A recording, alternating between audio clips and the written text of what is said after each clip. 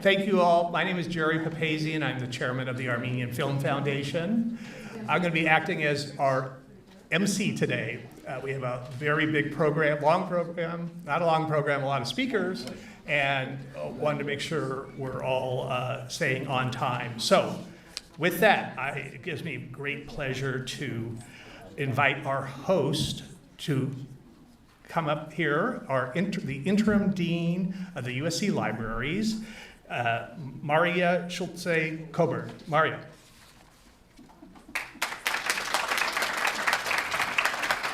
Thank you so much, Jerry. Good afternoon, everyone. On behalf of USC Libraries and USC, welcome to Doheny Memorial Library.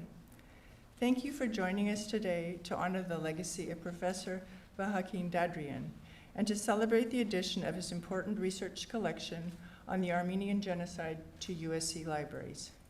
To mark this significant occasion for our university and our libraries, we have a program of distinguished speakers who will help to illuminate the meaning of Professor Dadrian's legacy for us today. Before we get started, though, I want to extend a very warm and special welcome to several guests. Marguerite Magassarian-Gossin and Martin Assigian, who are here from the Ararat Askijan Museum and Research Museum. The Ararat Askijan Museum played an integral role in bringing the Dadrian collection to USC Libraries, and so we're especially glad that Maggie and Martin can join us today. Please join me in thanking them for the museum's efforts to safeguard Professor Dadrian's legacy.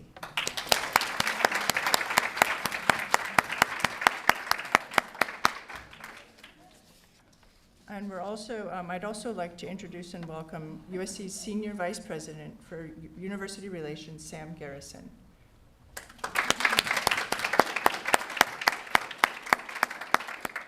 So I'm very pleased to welcome again to the podium a great supporter of USC and our libraries, Jerry Papazian.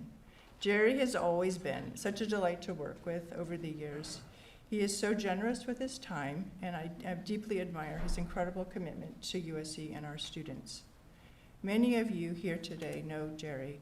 He's been instrumental in bringing all of us together for this wonderful celebration of Professor Dadrian's scholarly contributions and to welcome the Dadrian Book Collection and Digital Archive to USC Libraries.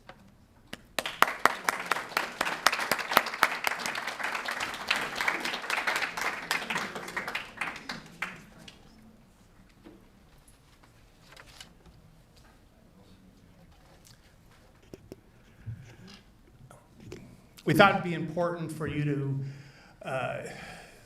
hear from Dr. Dadrian first. So with that, I'm going to call up my colleague from the Armenian Film Foundation, filmmaker Carla Gadarpetian. Carla.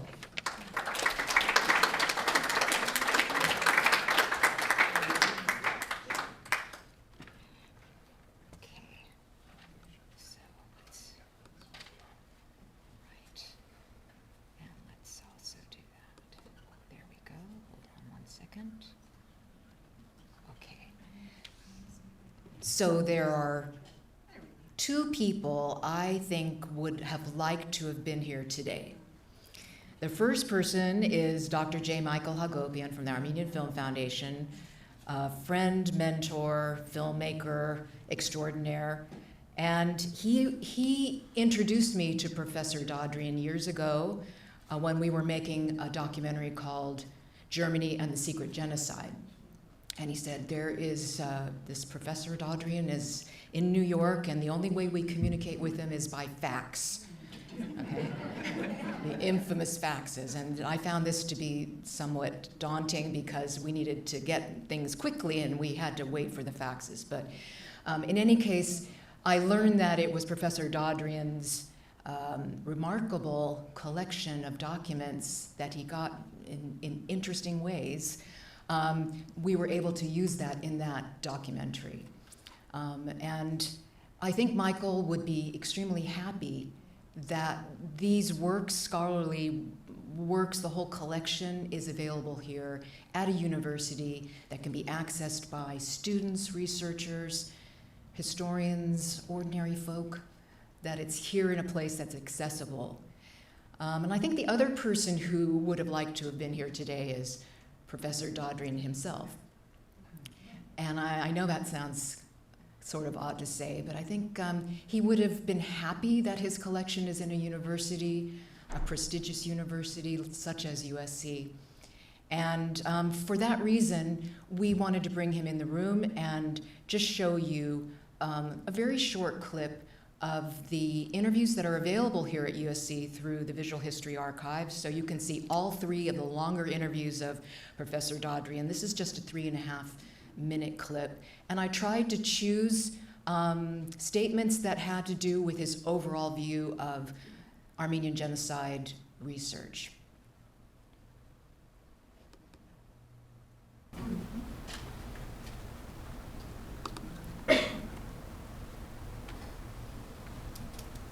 In the case of mass murder, there is implied a corresponding decision-making and a resolve to perpetrate mass murder.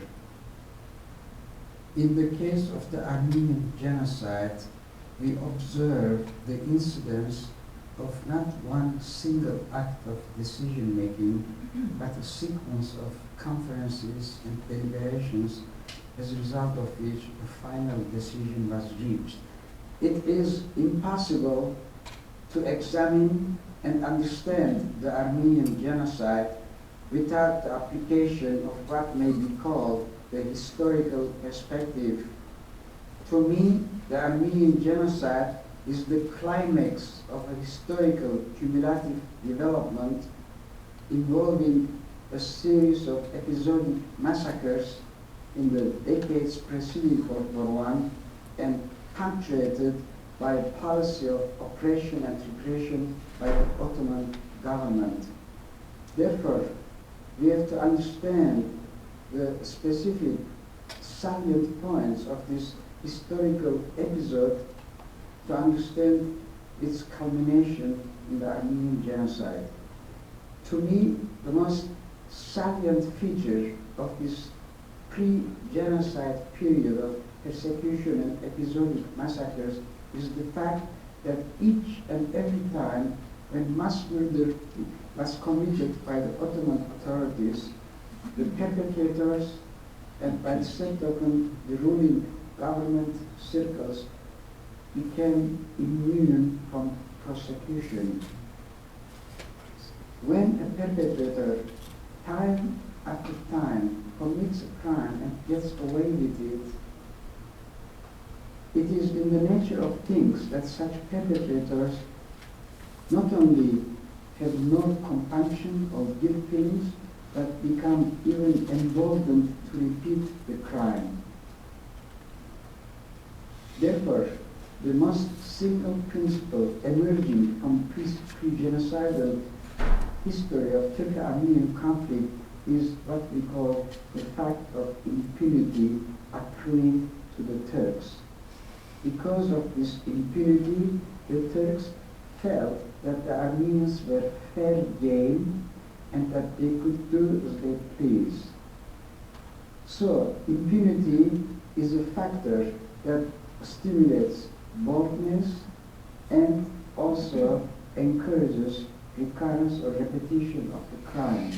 It may even stimulate other potential perpetrators.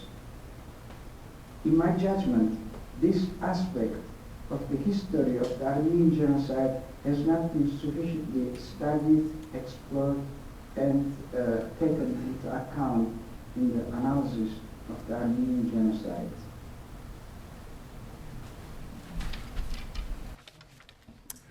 As Carla mentioned, those full interviews of Dr. Dadrian are part of the Visual History Archive of the USC Shoah Foundation. If you're interested, they are available there, and some of them are available online. The person who made this all possible, you all know Maggie Goshen, the executive director of the Ara Eskija Museum and Research Center. Maggie, please.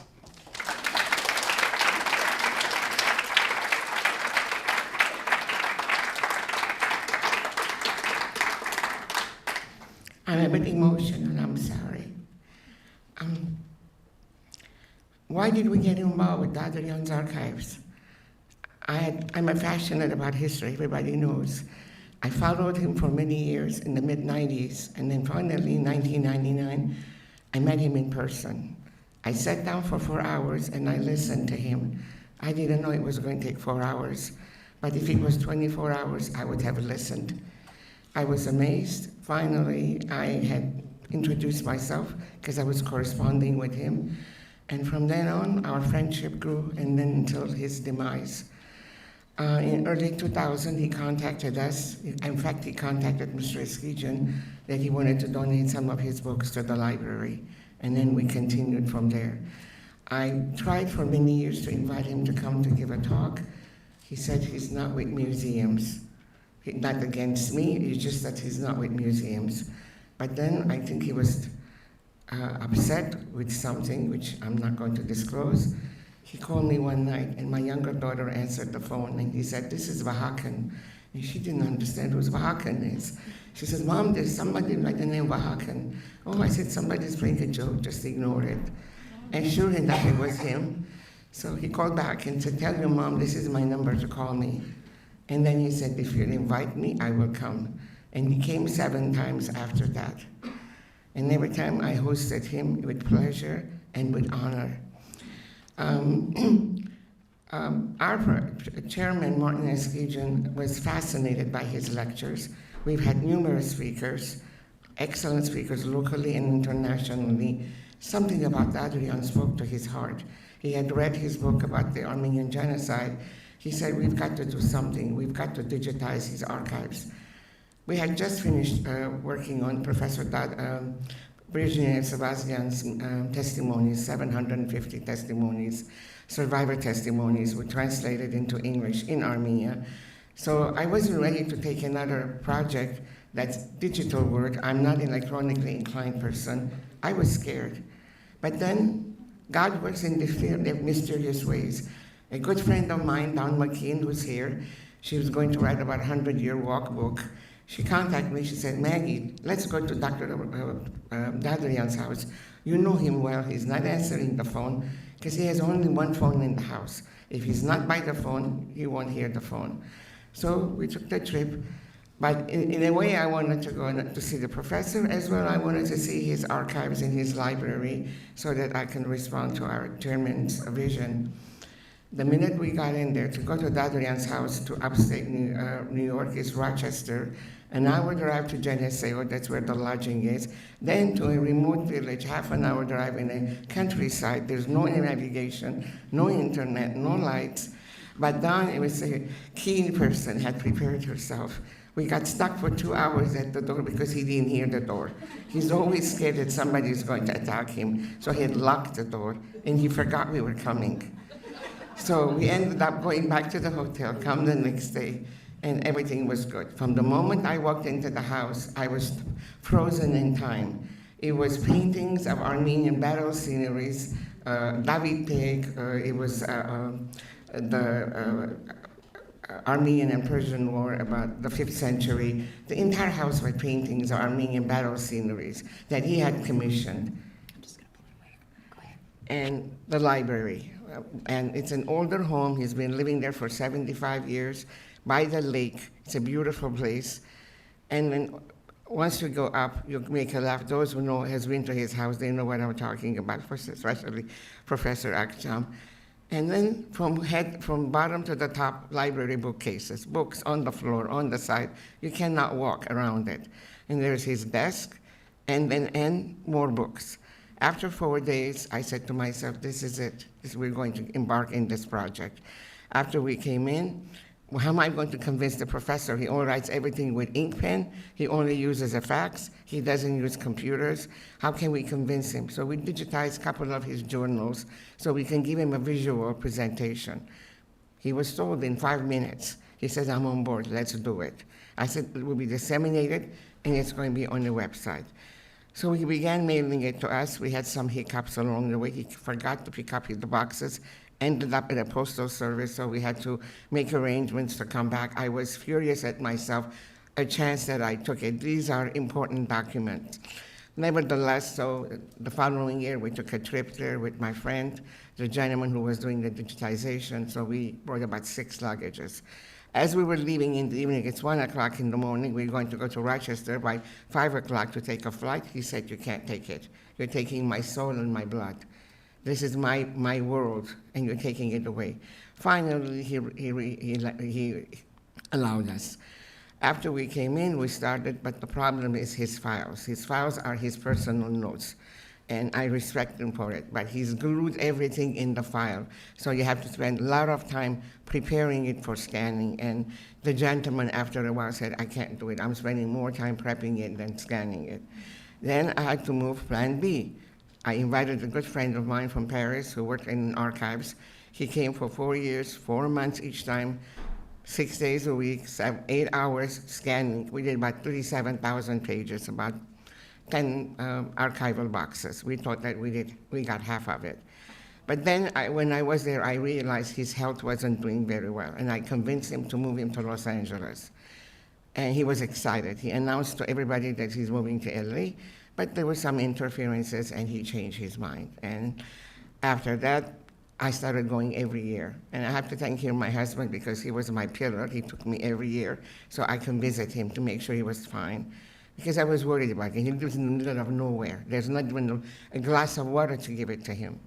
Meantime, he's coming to give his lectures. 2014 was the last time. And then after that, he couldn't come anymore. There were some underlying health issues. We were there 2015. I made about 8 trips altogether. The last time was in 2017. I didn't go 2018. In 2019, he passed on. Then the problem is financing. We had already spent $135,000, and we were not at the time nonprofit, so we were using private donors. And I have to thank here my guardian angel, Derek Hogassian, the CFO of Our at Home. He helped me ways to find funding so we can do the scanning. Because you couldn't take it to any company to scan it, because you can't put in a feeding machine. They are primary sources, secondary sources, they're original documents. Some of the papers are from 1929, 1918. You have to be very careful. You have to spend more time. And I've tried some companies, I realize they just put in a feeding machine and 1,000 pages come up. We can't work that way. And he's done so much for us, we had to be careful. So it was time consuming and it was expensive. So I was running out of funds. So that's when I turned to my mover and shaker, Jerry Papazian, that's what I call him. I knew Jerry and I knew Carla Garabetian that worked behind the scenes. They've done a lot of projects. And I knew Dr. Smith because for our centennial commemoration, he had come in because we had 13 survivors at the Our at Home at the time. So I said, maybe there is some communication. Maybe I will knock at the door. I've learned one thing being in a museum. If you don't venture, you don't get anywhere. You need to knock at the doors. So I said, I'm going to knock the door. If there is help, there is help. There isn't, we move on, because another door will open. And sure enough, Jerry was very gracious enough to make arrangement. I didn't know Dr. Gruner at the time.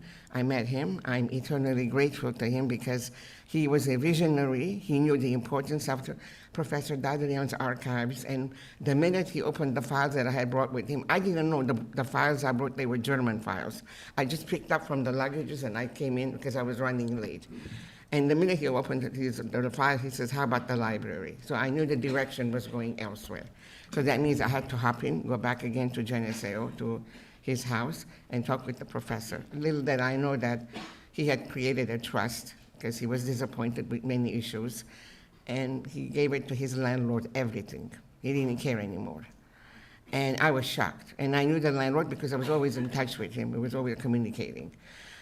And then we had a meeting at night, and I said, you know, Professor, USC is interested in your library. I know you said you never made an arrangement, you couldn't let go. Have you made an arrangement? Have you made promises? No, I have not. And he says, if they want a proposal, where is the letter from them? I don't see anything in your hand. Because he's very lucid, and I said, well, I'm just a messenger. I'm trying to evaluate overall what's happening here, the books, how many books you have, and if you're interested. Well, let's discuss it tonight with the trustee, Robert. He came in, we sat down. I said, I want to see the trust. I want to make sure he's not playing games with me, and I'm going to come and talk with USC, and I don't have anything valid with me. Sure enough, there was one condition there. Nothing will be taken out from the house until after his passing. that was that he will stay in his own house. And Robert said, I wouldn't know what to do with those books. In fact, I told Martin, I'm not going to say this, and I'm saying it, I'm sorry. He says, that relieves me. But he says, I don't want to dilly-dally with you universities. Why don't we make an agreement now with you and Professor Provo that everything will come to you because you're working on the digitization end, and that you give it to USC, the library, because I didn't know at the time that even the landlord had some health challenges, which came out later on. That's why he didn't want to elongate everything, the paperwork. So we did an agreement, and then I moved forward, so we couldn't do anything until we had to wait. And once after his passing, everything was arranged, the books came in, we got the archives. Of course, we couldn't continue, funding was an issue, but again, thanks to my guardian angel, Derek, arrangement was made thanks to Vahakn Dadrian. We received $100,000 last year. We are nonprofit now, so we are able to continue. And this is when Professor Akcham comes in under his leadership. UCLA now, we are, as an outsider, they're going to digitize for us. And then he has assigned one of his postdoctoral students working on the indexing. There's an index, but it needs updating. So everything now is in archival boxes, ready to go for scanning. We have created a room. So we are very grateful to everyone and all the donors and the guests who are here today who supported it, and mainly my volunteers who helped me here. Thank you so much.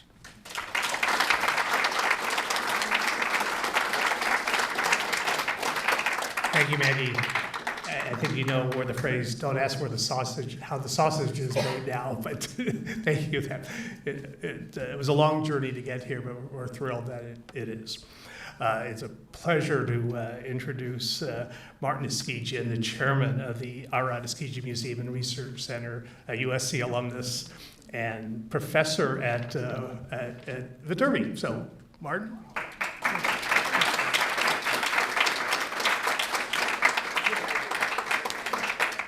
I promise to be pretty short. Carla, two more people that we wish were here with Professor Hovhanessian. I think Ani's right there. And also my parents would have loved to be here today to hear this and see this. I'll try to make this really short. We're really glad to see a room full of people. We're glad you're all here, and I hope that you'll feel this is worth your time. It's a very special milestone. It represents about 12 years of work, primarily Maggie, in putting this all together. It's the vision of my parents, Luther and Anna Eskegian, to establish an Armenian museum and chapel. One of the alcoves in that museum is dedicated to the genocide of 2015. And we also have a strong connection to the Genocide Museum in Yerevan, Armenia. And Maggie and I have both been to that location. My father, Luther Eskegian, was a genocide survivor.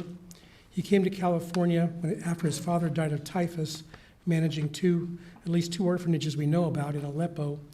And during the Armenian genocide of 1915, that's what he did. His father was killed in the Hamidian massacres of the late 1890s, and so my grandfather was raised in an orphanage. He was the younger of two brothers, came to Pasadena at the age of 7, started working mowing lawns, and continued to work his entire life until his health limited his ability to work. Throughout his life, he turned the tragedy of the genocide into something very positive and always looked at the bright side of endless possibilities in anything he touched. He also encouraged me, but that's another story. He grew up developing a love for architecture, served in World War II as an architect, and moved with the U.S. Army from France into Berlin, and he arrived one day after Berlin fell. During his time in the war, he sketched numerous cathedrals, some of which he put on Christmas cards to everybody that he knew, and collected antiques along the way, some of which are still in the museum.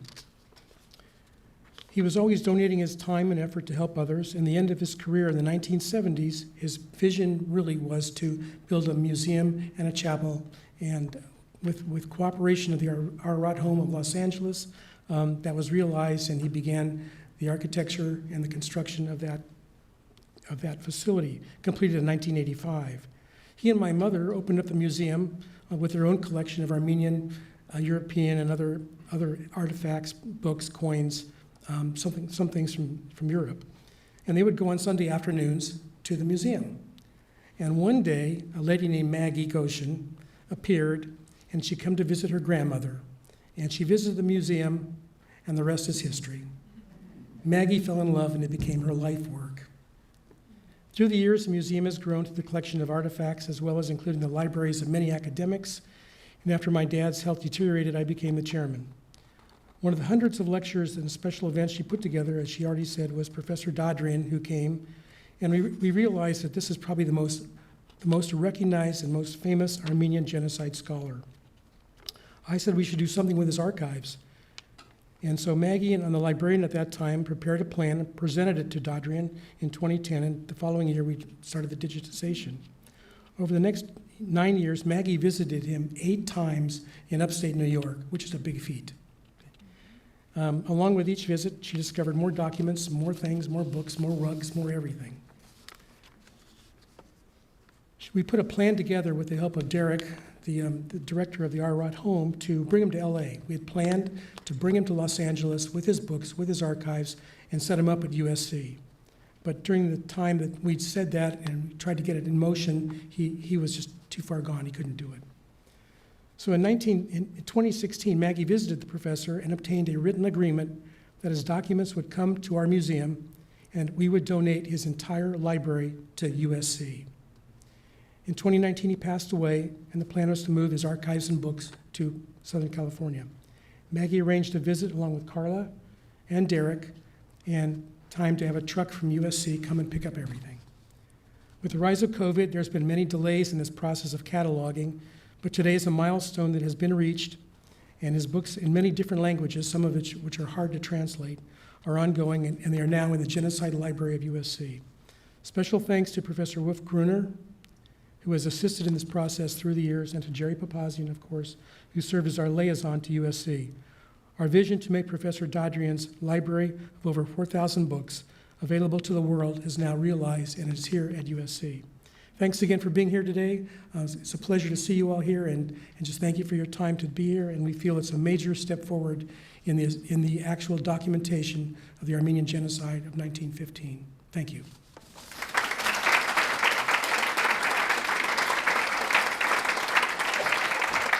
Thank you, Martin. As you see, this is a long road that's traveled here, and another very integral person in that road is Dr. Wolf Gruner, the USC professor and founding director of the USC Dornsife Center for Advanced Genocide Research. Wolf.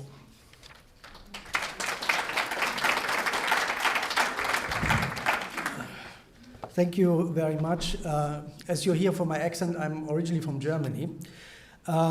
But I have a long connection to the honoree of this day, because when I did my PhD, which was on the Holocaust, after I finished, I started to read more broadly, because I was always interested in kind of genocide in general and in comparison and so on. And I read a book in Germany about, it was called The Murderous State. And in this book, I looked, obviously as an historian, at the footnotes, and one of the first footnotes was this book, which I then immediately acquired, and you see here how deeply I studied it. And this started my work, or my interest, and then later even research on the Armenian genocide. I did some research on what Germans and Jews in the Third Reich knew about the Armenian genocide, which then later became an article published in Armenian, Turkish, Spanish, German, and English. This started a long relationship over decades, where I tried to foster the research of others regarding the Armenian genocide. When I came here to USC, when I founded the Center for the Advanced Genocide Research, I always had in mind that also I want part of the work I'm doing with the center is to support the studies of the Armenian genocide. And so one of the first lectures we actually hosted or organized was actually on the Armenian genocide in 2015. This was just a year after the founding. And obviously I hosted Tana Aksham for one of the lectures. So we co-sponsored a lot of events with the Institute for Armenian Studies here at USC and other entities. In total, I actually let my deputy count all the events we had over the years. So we are now 9 years old, and we had 18 events on the Armenian genocide. That means practically every semester one event on this topic. And not only this, we invited scholars in our competitions with fellowships. We hosted a Fulbright scholar, we hosted a postdoc, we hosted several PhD candidates, and USC students working on the topic of the Armenian genocide over the years. So I think you see that it is not only bringing an important book collection of an important scholar and also his documents to USC, but it's also to practically provide fertile ground that people actually use it. And so not only that this is an enrichment for these studies, but it also complements things we already acquired, like Richard Hovhannisyan was mentioned. So we have the now 1,300 testimonies on the Armenian genocide in the Visual History Archive of the Shoah Foundation. We have the 40 boxes of the Marutian versus New York Life trial, the class action lawsuit. So in my assessment, when you look kind of in this in a more kind of holistic way, USC is now a place where you will study the Armenian genocide. And there are not many places in the world where you can do it. You would go to Paris maybe, but I think USC is the place to go now with all the collections we have. And I think there's, I mean, for me as a scholar, this is the best situation I could ever imagine to provide scholars with also the materials and also the time and the space to do these kind of studies. So I think also, I have to say, I have to give it back to Maggie and Martin, that they actually came to us with this idea. Carla and Jerry always we cooperated, and I'm always waiting for their ideas, what we can actually accomplish together. So I'm really grateful to be in this situation here at USC, that I not only can kind of consume things, but I'm also can kind of try to make things happen. So thanks to everybody, and I'm really happy that this worked out. And by the way, as an historian, I thought, I looked into my documents, when were the first conversations we had. Don't trust paper. I looked it up, and I had some documents about 2018, but Martin just told me we actually talked already in 2016. So, okay, it's a long story.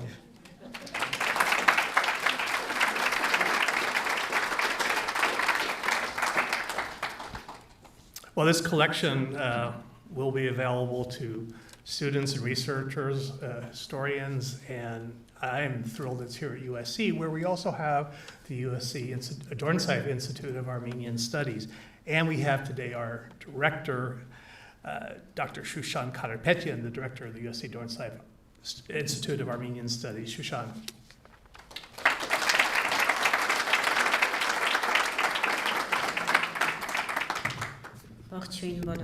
Good afternoon, and thank you for being here with us to mark this important turning point at the intersection of Armenian studies and genocide studies here at USC. Armenian genocide studies could not have had a more appropriate godfather than an Armenian born to survivors and raised in a post-genocide Turkey. Though Krikod Gerkerian and Haykazun Ghazarian came before him, Vahakn Dadrian was able to legitimize and introduce the subject into the academy through rigorous and world-class scholarship, something we know about here at USC. This collection undoubtedly adds not only to the history of Armenian studies, the history of the Armenian genocide, and the history of genocide studies, but also the historiography of all of these fields, shedding light on the academic context and dynamics that shape how fields develop. Dadrian often used non-Armenian sources to prove genocide took place in order to avoid scrutiny by denialists. Times have changed, and scholarship has fortunately transcended this stage, as the Shoah Foundation and the Center for Advanced Genocide Research demonstrate, using the sources and voices of the survivors to write and add nuance to the historical record of the victim and the perpetrator group is now considered not only appropriate, but necessary scholarship. I'm actually just returning from the annual convention of the Oral History Association, where the topic of this year's conference was fittingly titled Oral History as for Education. Seta Antakelian is actually here, and I moderated a panel on how she supports the use of genocide testimonies for education. We all have to be grateful to Vahakn Dadrian for paving that difficult road to allow such academic rage and freedoms for scholars and researchers today. What an honor for Armenian studies at USC that such a giant and pioneer of the field is now etched into the fabric of our campus. And his legacy is being remembered not just by his name and works, but also through the opportunities given to students and scholars with this gift, thanks to the Ararat Eskijian Museum's foresight. Mengi Mangasarian Goshin from the Ararat Eskijian Museum has stewarded Professor Dadrian and his collections, and if those in the hall are unaware, her efforts far surpass just this collection. The museum, the Armenian Film Foundation, with the support of Carla Karapetyan and Jerry Papazian, Martin Eskijian's role, and of course Professor Wolf Gruner's role, have all helped to make this campus a richer place for Armenian studies, and I wholeheartedly thank you all for doing that. We don't know the full scale of Dadrian's Turkish, Ottoman, and Armenian books as they are still being cataloged, but we can say with certainty that the collection will serve as a great resource for genocide studies, Armenian studies in general, and wider scholarship at USC. The collection provides an unexpected window into the literature, scholarship, and academic context that shaped one of the greatest minds of the century. Moreover, this collection and the activities and scholarship it will undoubtedly generate will help our collective efforts to highlight and deepen Armenian studies on this campus, which is an integral part of my vision for the Institute of Armenian Studies. The addition of this collection amplifies and complements that effort, both symbolically and instrumentally, by marking USC as an invaluable home to multidisciplinary scholarship in Armenian studies. For the students in this audience who may not have a full sense of the context, Dadrian worked on the topic of the Armenian genocide while denial from Turkey, both politically and in academic circles, grew to new levels, and in a period when Armenian genocide awareness increasingly became a political pillar to modern Armenian identity in the diaspora as well as the Republic of Armenia. 2 years ago, Richard Hovhannisyan, another pioneer in these fields, guest lectured for my Armenian heritage class here at USC. Somewhat resentfully, he explained to my group of very diverse undergraduates, one of whom is here, that he was almost forcefully dragged into genocide studies because the tides of denial needed more resistance. He insisted that his generation was so busy proving that the genocide happened that they didn't have the opportunity to fully examine why genocide happens, the grave consequences of genocide's aftermath, and how to prevent them from happening in the first place. As we know, succeeding generations like Professor Taner Akjam, like Professor Wolf Gruner, of eminent scholars here today and scholars to come, possibly from the students here in this audience, will explore these very issues that seem all too relevant in our lived realities today. The legacy of the genocide, its denial, the struggle for recognition, and the intergenerational and recycled trauma that now defines the contemporary Armenian experience are all too actual and acute.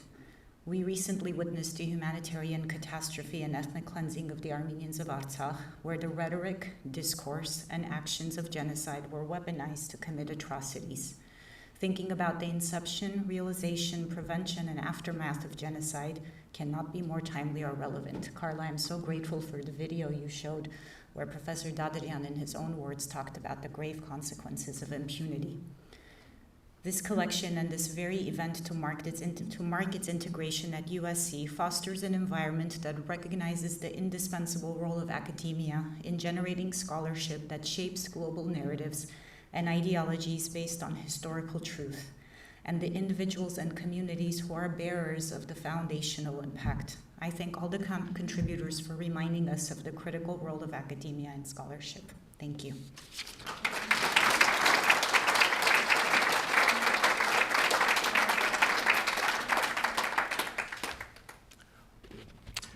Well, the primary purpose of a university is to teach students, and we're very pleased to have with us today the Vice President of the USC Armenian Student Association, Mani Barikian. Mani.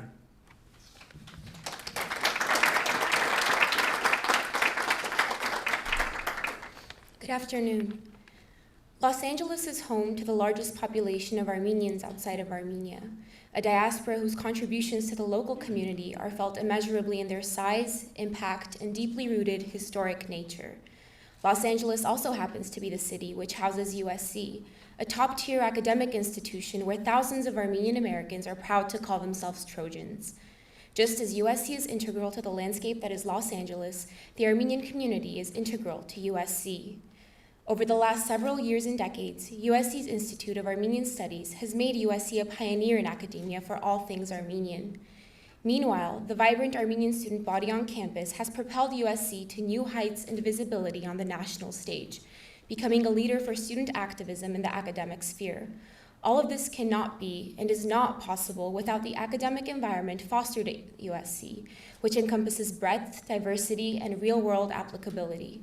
The last couple of years have been wrought with tumult, uncertainty, and a quickly changing global status quo. As a student studying international relations, it has been a fascinating time to witness. As an Armenian whose country and region have become the subject of this very tumult, it has been devastating, to say the least. To be an Armenian in the diaspora means to grow up painfully and acutely aware of the legacy genocide and its denial bears on the generations that carry it, a violent kind of denial that fuels the continued ethnic cleansing of Armenians today. This knowledge is not a burden we carry lightly. 6 months ago, on April 24th, I published a short essay titled, "Here's Another Armenian Essay About the Armenian Genocide." In it, I posed a question. How do you transmit intergenerational trauma when the trauma is left unspoken? When millions of Armenians today are only alive because one survivor in their family made it out of the carnage? Stories of the brutality endured by our ancestors have been passed down through generations.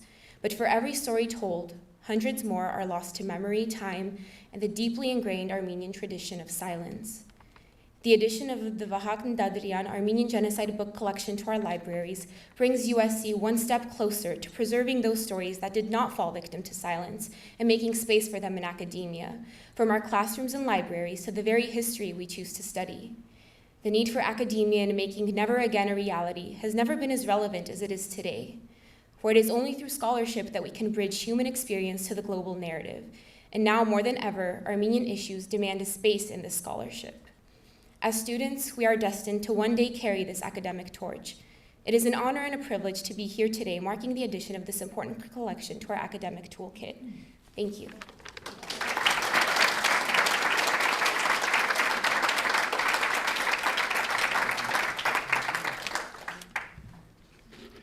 Well, it's with great pleasure then that I introduce the director of the Armenian Genocide Research Program at UCLA, Promise Armenian Institute, UCLA, Dr. Taner Akçam.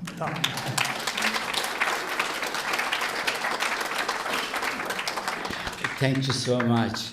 When I came to Los Angeles, I was told about the importance of difference between USC and USCL. So, thank you so much.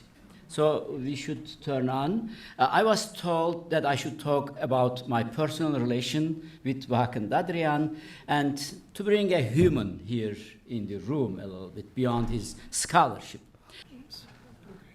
This is a place very close to his house. So there is a restaurant, and he used to take us, usually the guests, to that restaurant. So this was his STEM restaurant. So Dadrian was, for me, a teacher, a mentor, and above all else, a guardian angel. The many ways I'm in debt, and it's really many to count. It's not so easy. I think it's not exaggeration, Maggie, to call my relation with him like father and son relations. He considered myself as his son. He had a prominent role in my decision to begin researching the Armenian genocide. Had it not been for his assistance, I'm not sure that I would have been able to embark on what has been my life work. It was the year 1990 or 1991. I had decided to work on the Armenian genocide. I broached the idea at the institute at which I was working, and they declined my request on the ground that they simply didn't know enough about the topic to judge the relevance. And they did leave open a possibility, however, saying that if I could put together a workshop and invite some experts on the subject, they added they would be better able to reach a decision based on the debates and discussions that transpired there in that workshop. But where could I find experts on the subject? I asked a German professor for help, and she gave me Dadrian's English language articles. And I had the articles, at that time I couldn't speak English. How could I read these articles? I had the articles translated into Turkish, and I saw the guy was quoting a lot of Turkish sources. Then I said, okay, this guy might know Turkish. So it's better I wrote him a letter in Turkish. Then meanwhile, I found out the address also, and I wrote a letter in Turkish, and I expressed my project, what I really want to do. And I was not hopeless actually, and with relatively little hope that something would come out of it, or even for a response, I nevertheless sat down and wrote the professor a letter in Turkish explaining my ideas and intended the research. Bu benim 40 yıl sonraki ilk korrespondantımdır. This is the first Turkish language correspondence I've written in 40 years. The letter began that I received from him. The letter has long since disappeared, but I can still see the first lines before my eyes. It was the beginning of a friendship that would last for decades. He came to Hamburg for the workshop, and his talk greatly affected those present. In particular, he stressed the importance of having a Turkish scholar who wanted to study the subject objectively. In the end, the Institute accepted my proposal. The draft that I prepared for the workshop would serve as the basis of my first Turkish book on Armenian genocide. And it was translated 2004 in English, and some of the articles in it is translated by Vahakn Dadrian himself. When I was writing my doctoral thesis, Dadrian was always generous with his time and assistance. During those years, there was neither internet nor email. As a result, I corresponded with and updated him regularly by fax. I was naturally as hesitant as any Turk would be. I was not entirely sure of myself whether I'm doing a good thing here, and I wanted answers to the hundreds of questions that plagued me to ensure that I didn't write or say anything incorrectly. And these are some facsimiles that I'm still keeping with me. And the questions was so much, and so many questions, at one point, his patient nearly exhausted. He wrote a brief note on one of the fax saying, hopefully, your question have come to an end. I have preserved all the questions I asked him and the answers I received. I developed certain folders for it. It is due to Dadrian that I ended up coming to America. It was 1999. I had no possibility of working on the topic of Armenian genocide in Germany. I had a family that I needed to support. I sought out Dadrian and told him I was obliged to look for a different work. He obtained but an invitation for me to the United States from Denis Papazian at the Armenian Research Center of the University of Michigan, Dearborn, only for 3 months. But Denis liked me, and he kept me another 6 months. So this is how my whole adventure in the United States started. And Dadrian's assistance didn't stop there. As I said, my first book came in English 2004, and it was mainly Vahakn Dadrian that translated articles in it into English language. May it not be seen here as speaking ill of the deceased. But truth be told, my mentor could be somewhat prickly. Huh? Maggie, you know way better than me. Getting along with him was not easy. And it was really a tough job. In one of his letters, he once wrote to me, "I simply cannot work with any person. It is impossible." But he ignores his custom in my case. He didn't dismiss my proposal to write both an English and Turkish language edition of the post-war Istanbul trials, and here you have the images of this book in both languages. This was mainly Dadrian. Dadrian did not just act as a mentor and helper in my academic life, he was also a guardian angel over my social life. So he used to send me pictures from any places where he visited. This is one of the images that he sent to me from Argentina. It is 2001, and with love to my Tutana Rakcham. He used to send this kind of pictures to me. Since I was the first Turkish academic who worked on the Armenian genocide, I was received into Armenian circles with more than a bit hesitation and suspicion. Who knows, this guy might be an agent of Turkish government. For his part, Dadrian expended great effort to dispel the prejudices I faced among his fellow Armenians. I'm sure that there are among you who heard my name first from or only because of Dadrian. Ohannes Kulak was one of the witnesses, and he even warned Dadrian.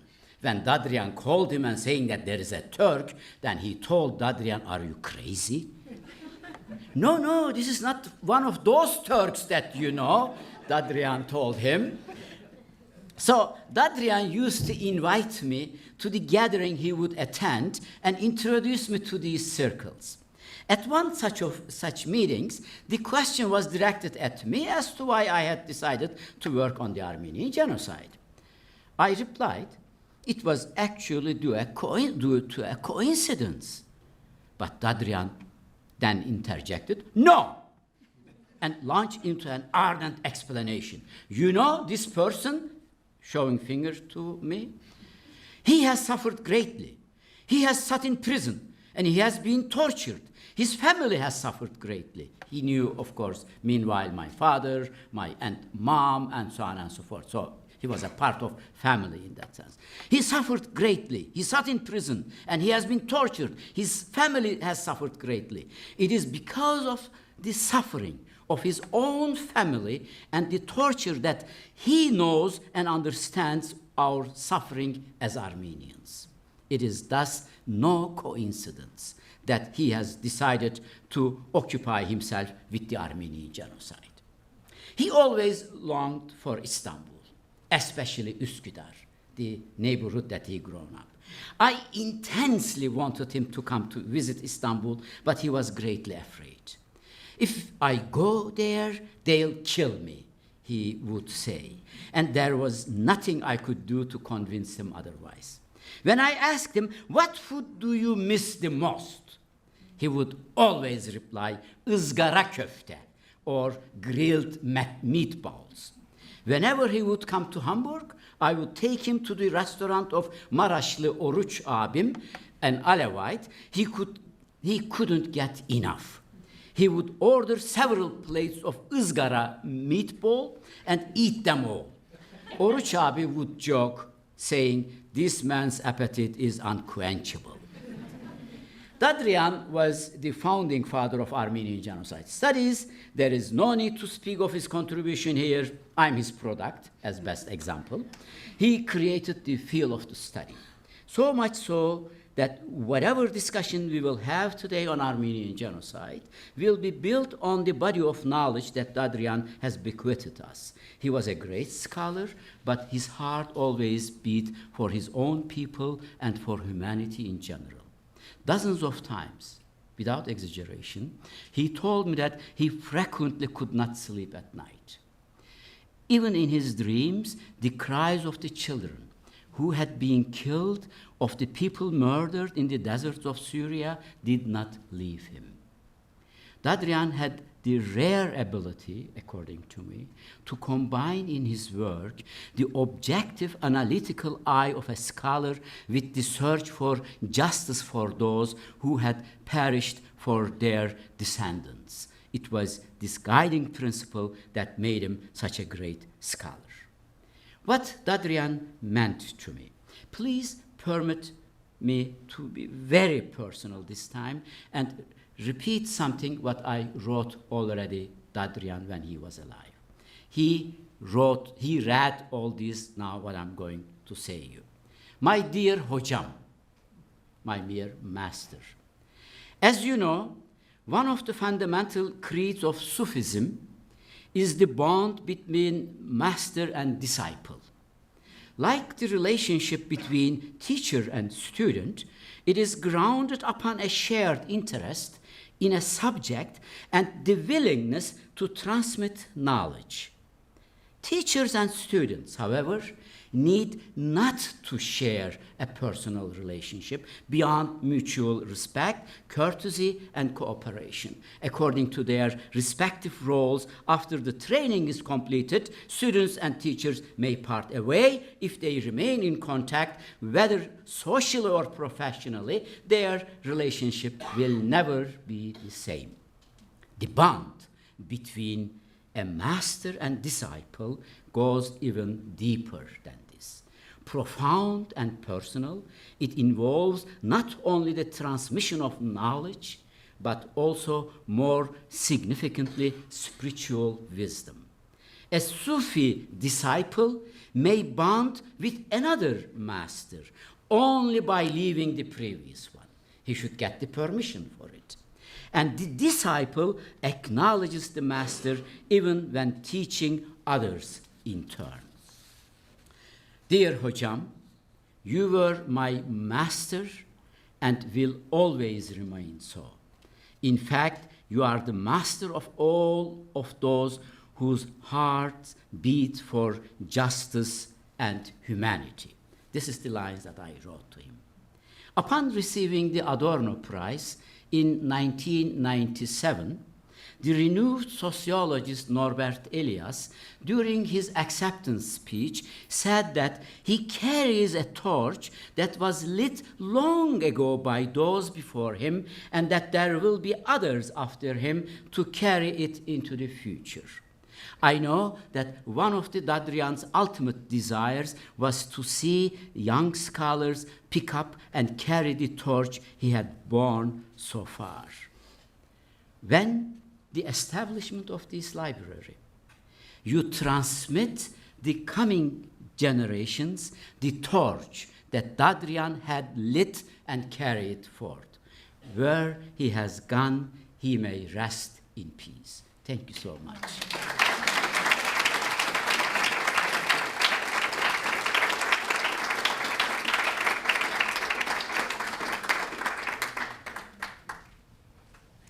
Thank you, Dr. Alcham. Well, that concludes our program. I want to thank USC Libraries, Dean Schulze-Colburn, and everyone here for coming today. We have, as with any Armenian event, plenty of food and drink outside. So please stay, enjoy. Thank you all very, very much for being here for this very, very special day. We really appreciate it and look forward to seeing you soon. Take care.